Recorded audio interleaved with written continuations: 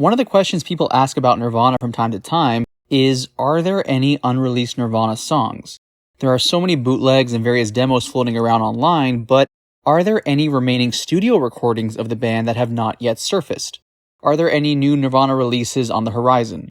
I want to share with you a clip from one of my interviews with Jack Endino, the producer behind Bleach and various other Nirvana recordings, where I asked him this question about whether or not there are going to be any new Nirvana releases. If you'd like to see the full interview I did with Jack Endino, the link is available in the description box below. Everything I do on this channel is 100% DIY. I'm the one arranging all the interviews and putting all the videos together, so if you want to support, the best way to do so is honestly just to subscribe. Thanks for watching. Would you happen to know if there are any plans to release any more like box sets or anything, or is that something that's like kind of, if there is, it wouldn't be publicly disclosed?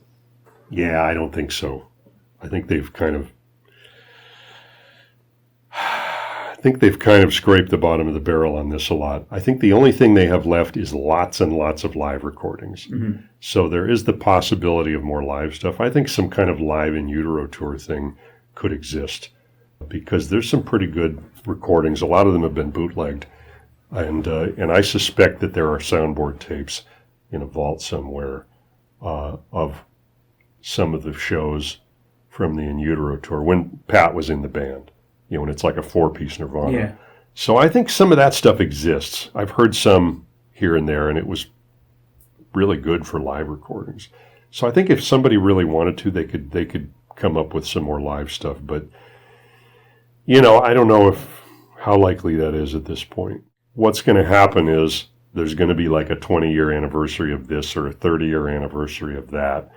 And somebody somewhere at some record company is going to be like, is there anything left that we can find, you know, one more song somewhere, you know, where is it? And then I'll get the phone call and I'll be like, yeah, there's like 1/3 of a version of Floyd the Barber on the reel with Chad, you know, or whatever. You know, it's not, you know, it's like, how much of the bottom of the barrel do you really want to scrape? I do get tired of people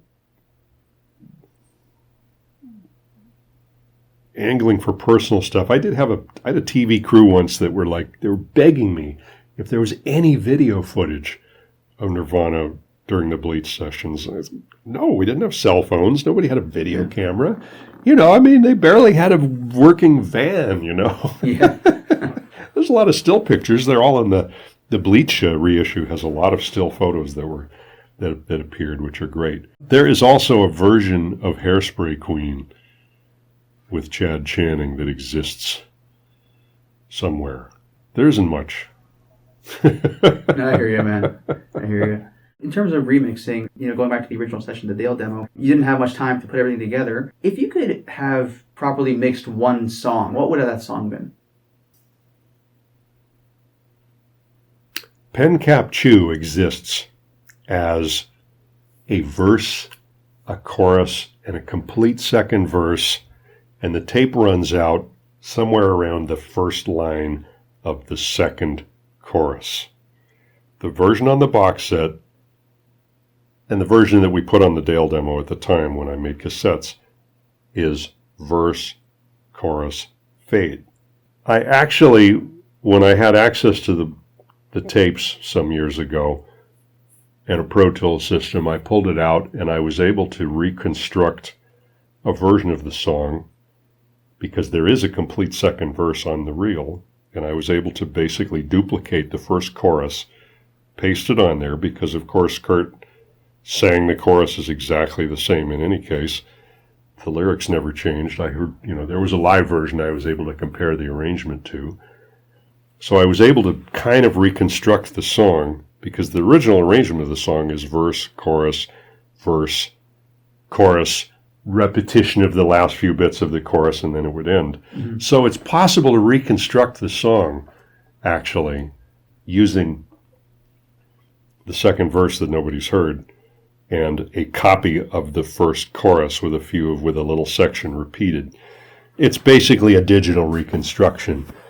And nobody was interested in using it. So I remember offering it as a suggestion at one point, but it is what it is. Maybe someday.